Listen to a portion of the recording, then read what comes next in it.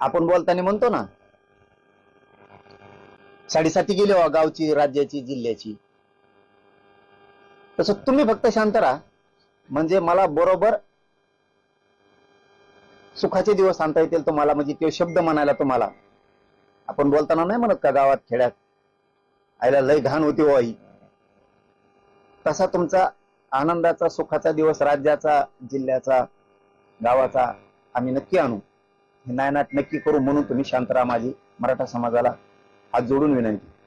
याच्याच बरोबर दुसरं मला सांगायचं आणि नंतर मी सुरुवात करणार आहे. मी अपेक्षा धरणार आहे की मराठा समाज शांत राहणार. मराठा समाजाला या राज्यातल्या माझं हे दुसरं सांगणं आहे, जेवढे मराठा समाजाचे राज्यातले नेते आहेत त्यांनी हा विषय शिरेस घ्या. भले ओबीसीचे पण नेते असतील, हिंदू मुस्लिमांचे पण असतील, त्यांनी हा विषय शिरेस घ्या. मराठा समाजाच्या संघटना असतील, स्वयंसेवक असतील, मराठा सेवक असतील, यांनी हा विषय फक्त शिरेस घ्या. वेळ तुमच्या बरोबर पण येणार.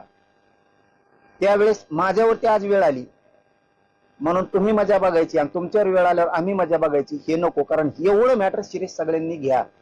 तुमचे माझे मतभेद असतील नसतील, विरोधात जाऊन भाषण करण्याला परवडला, एखादा पेज घेऊन आपल्या विरोधात आंदोलन करणारा परवडला,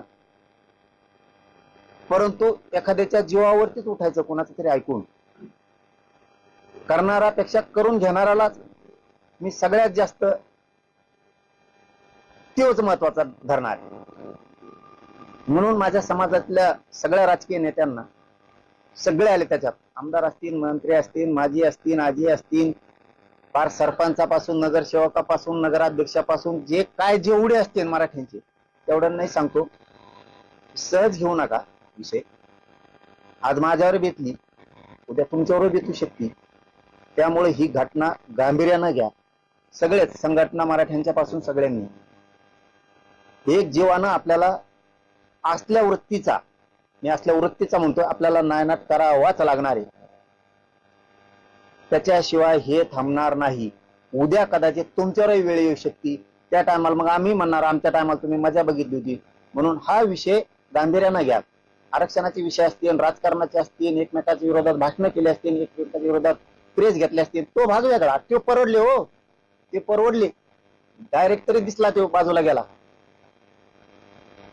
पण हे करून घेणाऱ्यांनी इथूनच करून घेणं ही गंभीर विषय. म्हणून सगळ्यांनी हा मुद्दा ताकदीनं लावून धरा, तर ही नायनाट होणार आहे पुढच्या काळात. मात्र मला पुन्हा पुन्हा सगळ्यांकडून शब्द पण पाहिजे आणि मीही तुम्हाला हात जोडून विनंती करतो की फक्त मराठ्यांनी शांत राहा. मी काल सांगितलं, जी बातमी आली काल त्याच्यानंतर 2 घंट्यात सांगितलं मराठा शांत राहिला. आभारी मी तुमचा खरंच मनापासून. कारण मी तुमचं ऐकतो, तुम्ही माझं ऐकता, त्या समाजाला मला मानावंच लागेल. असा ग्रेट समाज होणार नाही. कुठलाही किती करोडात एकत्र आले तरी शांत राहा म्हणले, शांत राहिले. कालही सांगितलं शांत राहा. माणसं माझे मराठा समाजाचे सगळे शांत राहिले. इथून पुढेही आजची प्रेस ऐकल्याच्या नंतर सुद्धा तुम्ही सगळ्यांनी शांत राहा. मी खूप सतर्क आहे, सावध आहे. सावध नसतो यांचा बाप मी ठरलो नसतो. त्याच्यामुळे तुम्ही कसलं टेन्शन घेऊ नका. त्यांचे पाठ पुरवायला मी खंबीर आहे. तुम्हाला सुखाचा दिवस आणतो. तुम्ही एक ना एक दिवस हसणार आणि असं म्हणणार सुखाचे दिवस आले हो. देश विदेशातील प्रत्येक घडामोडींचे लाईव्ह अपडेट मिळवण्यासाठी आता साम टीव्हीच्या सर्व सोशल मीडिया प्लॅटफॉर्मला लाईक, फॉलो आणि सबस्क्राईब करा. तसंच सर्व नोटिफिकेशनसाठी बेल आयकॉन प्रेस करायला विसरू नका.